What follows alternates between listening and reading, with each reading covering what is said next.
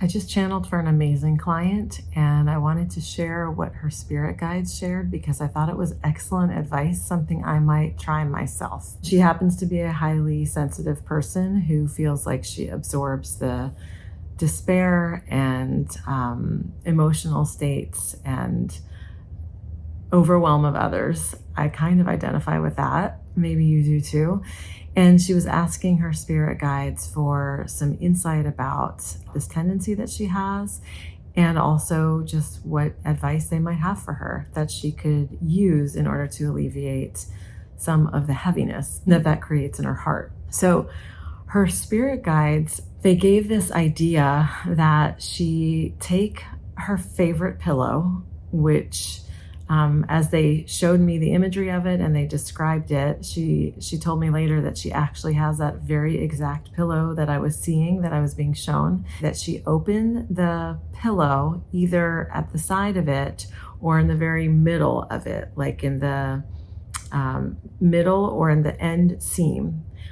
They showed me a cut only this big, like maybe an inch long, and then take a small crystal, something like this little, even smaller, and slip it in. Actually, the one they showed me when I was channeling was maybe a third of the size of this. So it was much smaller. Slip that into the padding or the stuffing, if you will, of her pillow, into the very middle of it, so that when she lays her head on it, nothing sharp is going to poke her. She won't feel it. So push that into the stuffing, and then she packs the stuffing back around it. She sews up that little tiny seam, and then she sleeps on the pillow as she would normally. And their point was that, and she affirmed this, she does a lot of her transmutational work as an energetic being in that sleep state, in that hypnagogic state, that state actually just before sleep.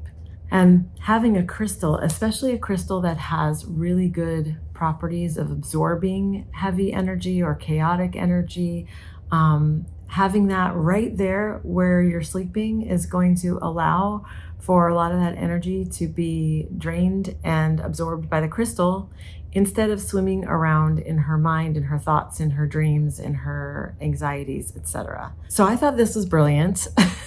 Couldn't have made this up myself, and wanted to share it with you because I think I'm going to give it a try. And let me know in the comments, does this work for you? Maybe some of you have heard of this tactic or technique before. I haven't. It's new to me. So I wanted to share it with you, and let me know what you think.